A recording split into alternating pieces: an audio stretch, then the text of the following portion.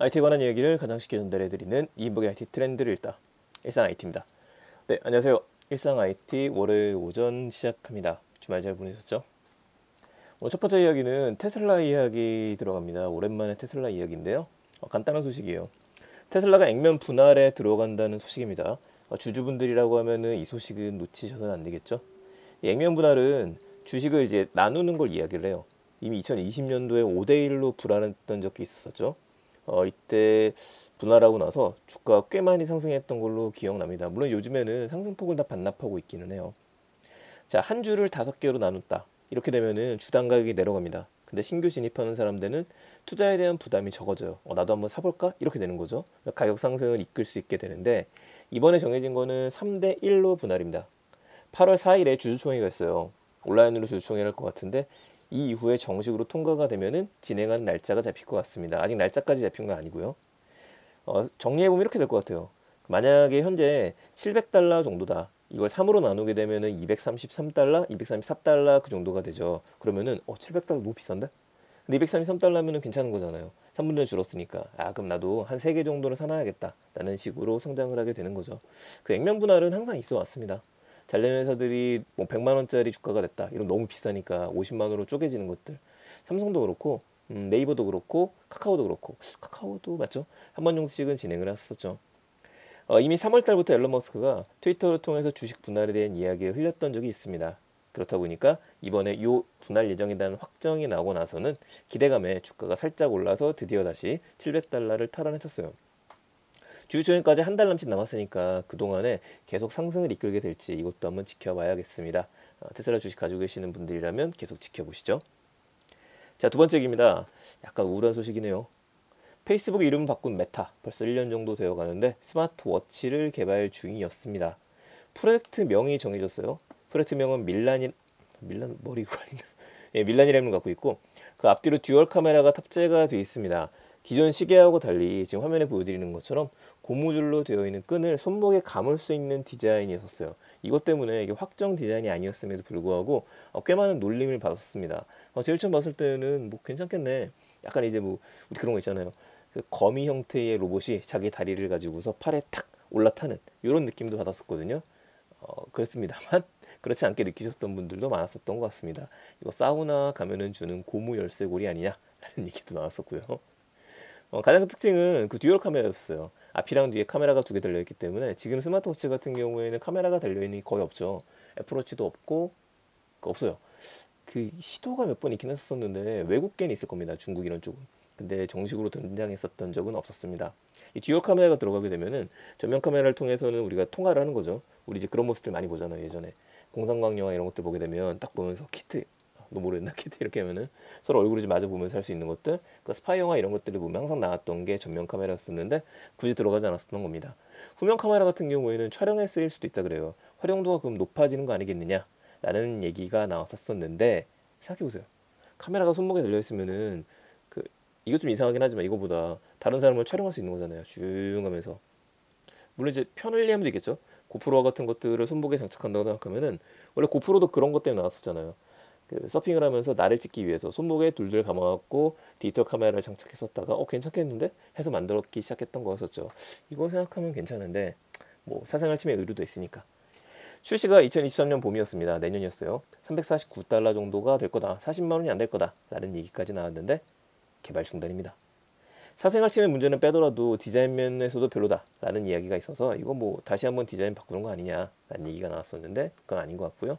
더 큰 문제가 있었다고 합니다. 근데 이걸 왜 처음 생각 못했는지 모르겠는데 그 손목에 카메라를 탑재하게 되면은 손목에 있는 생체 신호를 디지털 명령으로 전하는 센서에 영향을 주게 된다 라는 얘기가 나왔어요.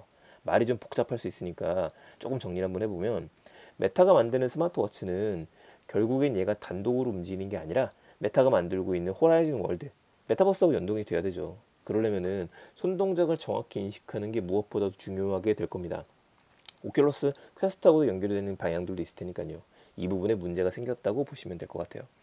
하지만 웨어러블 디바이스에 대한 개발 끊지지 않고 계속 추진한다고 하니까 다음 스텝 기다려야 될 것 같습니다. 메타 입장에서는 이게 리얼리티 랩이었었죠. 별도로 개발하고 있는 부서가 있기는 한데 지금 힘을 많이 못 받고 있어요. 성과가 많이 안 좋다 보니까. 그래서 매출에 대한 부담도 있고 투자에 대한 부담도 있어서 잠깐 쉬어가는 거 아니겠느냐라는 얘기입니다. AR 글래스도 일시 정지 상태에 들어갔다라고 하니까 좀 아쉬운 게 많네요. IT를 좋아하는 사람들 입장에서는요. 자, 세 번째 계열죠. 이것도 좀 흥미로운 얘기입니다. 국내 OTT 3대 장이 있죠. 웨이브, 티빙, 왓챠. 이 세 곳이 하루 이용권을 판매하는 페이센스라는 곳에 서비스를 중단해라 라는 내용 증명을 발송을 했어요. 자, 내용 증명 같은 경우에는 이게 법적인 효력은 없습니다. 이게 내용 증명이거든요. 법적인 효력은 없고 보내게 되면 자, 이제부터 우리가 법적으로 진행을 할 거니까 준비해라 이렇게 얘기하는 거예요. 법적인 걸 가게 되면 우리가 변호사도 많고 돈도 많고 너는 이런 압박을 당할 거야 쭉 해서 도장 찍어서 보내는 거고, 나중에는 법적 진행을 하게 되면 판사님 우리가 이렇게 내용 증명을 써서 보냈는데도 상대방이 이거에 대해 반응하지 않았다 라는 식의 근거 자료를 써서 이제 가게 되는 겁니다. 페이센스 측에서는 우리 불법 아니다 라는 얘기를 하고 있는데, 이 기사 덕분에 몰랐던 사람들도 검색해서 많이 알게 되시지 않으셨을까 싶습니다. 저도 예전에 한번 듣긴 했었는데 못 들어가 봤다가 이번에 페이센스 들어가 봤거든요. 여러분 들어가시면은 홈페이지가 심플해요. 페이센스라고 딱 써있고 넷플릭스 1일권, 웨이브 1일권, 티빙 1일권, 왓챠 1일권, 디즈니 플러스 1일권, 라프텔 1일권, 이렇게 지금 6개의 서비스가 1일권으로 올라와져 있습니다. 그러니까 하루만 사용하는 거예요. 그럼 여러분들 이거 얼마에 빌릴 수 있느냐? 하루 아이디를 24시간입니다. 넷플릭스는 600원, 웨이브는 500원, 티빙은 500원, 왓챠 500원, 디즈니 플러스 400원, 라프텔 1인권 500원입니다. 500원, 400원, 600원 정도밖에 되지 않다 보니까 나 오늘 하루 홀릭 해야 될 것 같아. 이럴 때는 딱 500원 냈고 하루 정주행을 하셔도 괜찮은 거죠. 그렇게 생각하면은 이게 저렴하기도 하고 불법 같은데 또 이게 불법이 아니래요. 이게 어떻게 이게 진행이 되는 거지? 생각했었는데 심플합니다. 예를 들어 제가 넷플릭스 프리미엄 요금제를 결제를 해요. 지금 쓰고 있지만 제가 갖고 있는 아이디를 여러분들한테 공개를 하는 겁니다. 그러니까 돈을 받는 거예요, 제가. 자, 넷플릭스 1인권 판매합니다. 그러면 이제 5명한테 공유할 수 있잖아요. 매일매일 5명한테 공유를 해주는 거예요. 24시간이 되게 되면은 뭐 시스템을 짜야겠지만 그게 아니면 이제 종이 적어놔야겠죠. 이 사람 24시간이니까 비밀번호 바꿔버려서 끊어버리고 이렇게 하지 않을까 싶습니다. 비밀번호 바꾸는 게 제일 쉽죠. 근데 이거 다른 사람의 비밀번호 어떻게 바꾸려면 어떻게 하지? 본인이 들어가서 비밀번호 바꿀 수 있잖아. 뭐 방법이 있겠죠? 자, 계산만 해보게 되면은 5명한테 공유를 하게 되면 600원이니까 하루에 전 3,000원의 수입이 생기게 돼요. 24시간에. 이걸 한 달 내내 하면 어떻게 되느냐? 30일로 계산하게 되면은 한 9만 원 정도를 벌게 됩니다. 넷플릭스 프리미엄 요금제가 14,500원이거든요. 그럼 곱하게 되면은 한 6배 정도? 뭐 이제 세금 떼고 못 떼고 하게 되면 카드수밖에 결제하지 않으니까 그 수수료를 제하고 나면은 그래도 5배 정도 남겨 먹는 장사가 됩니다. 크지 않나요? 이거 용돈 벌이기도 괜찮고. 이걸 잘 만들어놨다. 근데 비슷한 공유 서비스들은 많이 있어요. 그러니까 클럽처럼 그 1년권을 모집합니다 해가지고 서로 이제 가족이 되게 만들어주는 패밀리 사이트들이 많이 있습니다. 근데 그런 것들도 제재를 하겠다라는 이야기가 나오고 있는데 이걸 좀 너무 과했다고 생각한 것 같아요. 하루를 판매하는 거에 관해서는. 자, 그러자 넷플릭스에서는 계정 공유를 막겠다 해서 이슈가 좀 되고 있죠. 이번에 페이센스의 이 이슈가 OTT 서비스들의 규정을 더 강화시키는 결과를 가져오게 되지 않을까 생각해 보게 됩니다. 나머지 회사들도 이게 돈이 된다고 하면은 1일권을 만들어낼 수도 있겠네요. 자, 저 같은 경우에는 뭐 굳이 이렇게 안 하고 그냥 아이디를 돌려서 회원 가입을 하는 걸로 하겠습니다. 네, IT에 대한 얘기 오늘 3가지 소식이었습니다. 테슬라 익명 분할 예정이라는 이야기, 이거 계속 지켜봐야 됩니다. 메타 스마트워치 개발 중이라 중단했다는 얘기, 페이센스 내용 증명권 때문에 1일 이용에 대한 관심이 또 집중되기 시작했다. 3가지 기억해 주시고요. 저는 내일 또 더 재밌는 이야기 가지고 찾아뵙겠습니다. 좋은 하루 되세요. 좋은 하루 되세요. 내일 뵙겠습니다. 일상 IT였습니다.